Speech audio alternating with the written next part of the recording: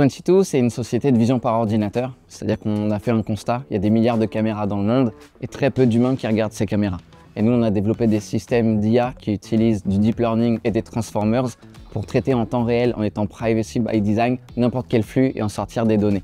Les plus gros challenges qu'on a aujourd'hui, c'est vraiment les flux vidéo, parce que c'est notre métier. En termes d'IA, de traitement, d'encodage, tous les process, ils sont optimisés, mais c'est les systèmes en place. Comment on y accède? Est-ce qu'ils peuvent envoyer leurs flux sur le cloud? Est-ce qu'ils sont sécurisés de la bonne manière? Est-ce que l'infrastructure existante est capable d'interpréter ces flux-là et de les redistribuer? On ne stocke pas de données, images ni vidéos. On stocke des bases de données structurées, complètement anonymisées. Donc on ne fera jamais aucun rapprochement sur des données qui ont été évaluées en amont. Travailler avec AWS, justement, ça nous aide avec des clients qui ont déjà la connaissance de l'infrastructure de voir ce qu'on doit mettre en place en termes de sécurité. On est capable de déployer on-premise, c'est-à-dire en local chez nos clients, mais quand on doit déployer 10, 20, 100, 1000 magasins, d'un coup manager autant de hardware, donc de machines, d'ordinateurs, pour faire ça uniquement, on a besoin de centraliser l'information.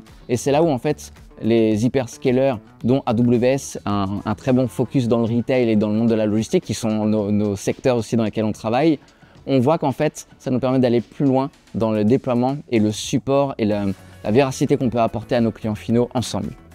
La prochaine étape, je pense, ça va être d'être capable d'apporter des solutions qui sont full cloud.